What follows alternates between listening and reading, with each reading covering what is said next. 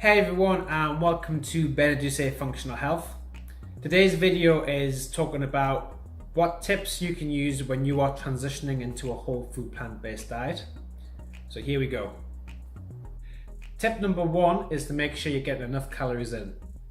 When you're transitioning into this lifestyle change, the base of your food will come from fruit and vegetables, which can be extremely filling because the makeup of a fruit and veg is water and fiber. So you might think you actually get enough calories in when in fact you're not. And if this is going to happen over a prolonged period of time, you can experience stomach issues, you can experience weight loss, it can be struggling to sleep, lack of energy, and the stereotypical gaunt vegan look, I guess. So what you want to do when it comes to doing this change is go onto any calorie counting website. There are a couple that I use and I'll put them in my link below. And all you need to do is just type in the foods that you're eating and making sure you'll get enough calories in for you. Now this is all dependent on how much you weigh, how tall you are, how much physical activity you do, or how active your lifestyle is. So from there, you just do this for the first couple of weeks, get an idea of how much you need to be eating, and then from there you can go into your own intuition about how much you need to be eating.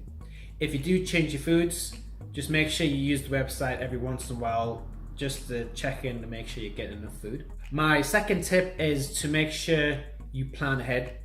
Whenever it comes to transitioning into this lifestyle change, you need to make sure that you have an idea of what you need to be eating.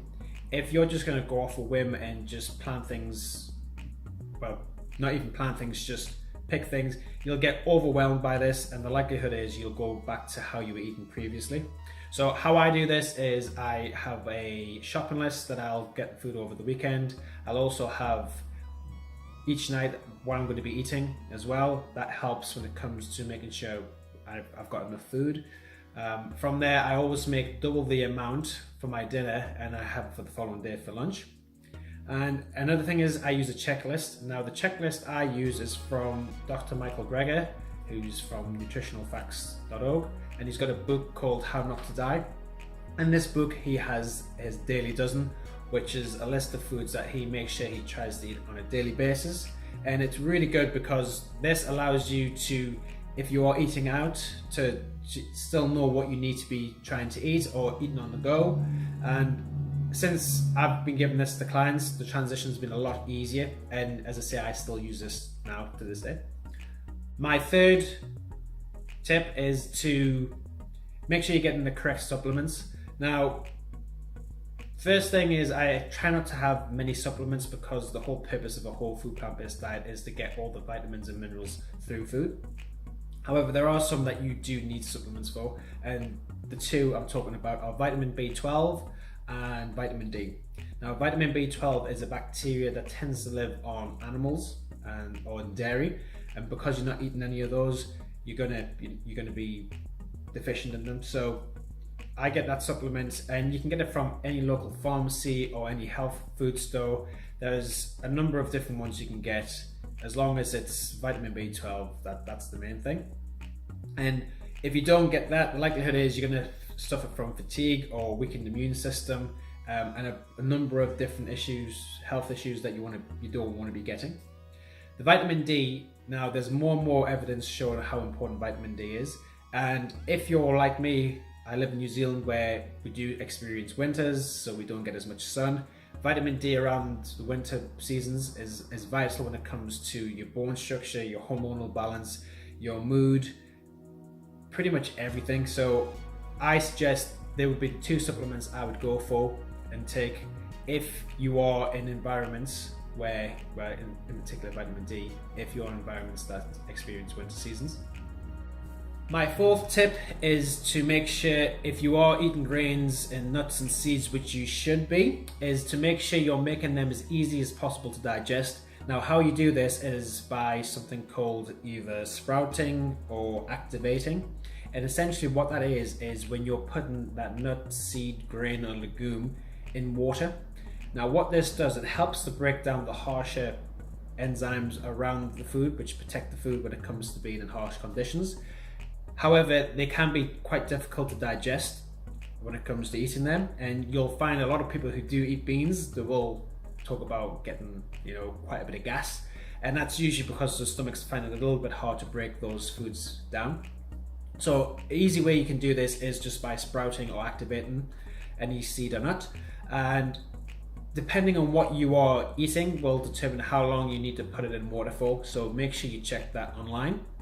At the same time, you can always go for fermented foods. So the foods that I tend to go for are sauerkraut, kimchi, a little bit of kombucha, and tempeh, which is a fermented soybean.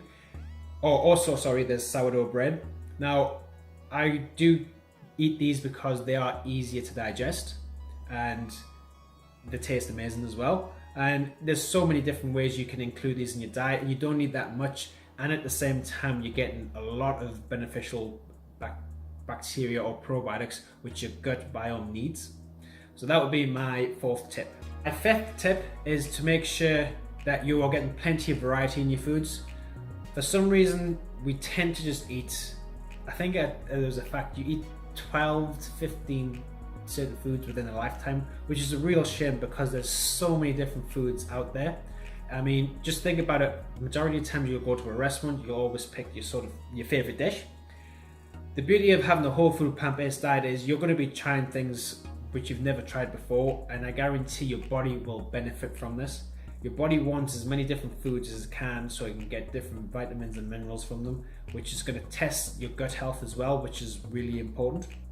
So ways that I do this is every month I will change my recipe week. I will also look to introduce a new food if I can.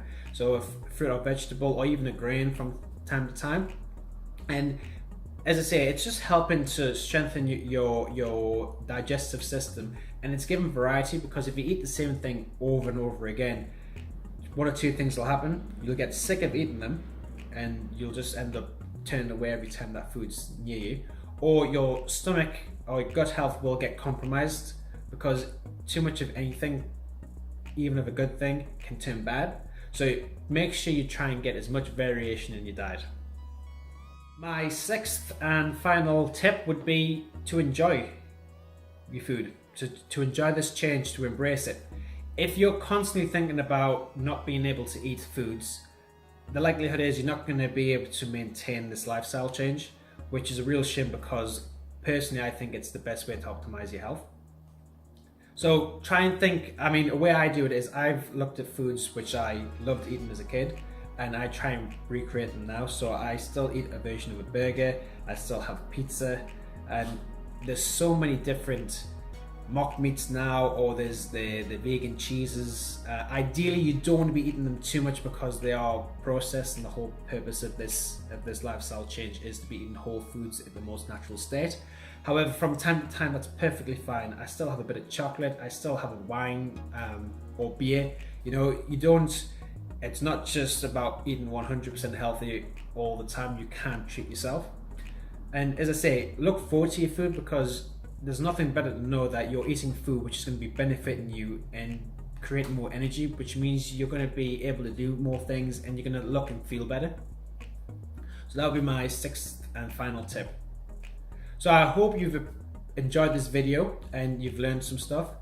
If there's anything that you want to ask me about, you can put it in the comment section below, or you can get in touch with me. My email is in the bio. If there's anything that you feel like I've missed out or you disagree with, yet again, get in touch with me. Also, I would love it if you could subscribe, because I'm going to be releasing more and more videos and I want to try to help as many people as possible. And if you want to follow me to see what I do on a day-to-day basis, you can either go on my Facebook or Instagram, which is Better Do Say, and see what I get up to. So cheers for listening and look after yourselves.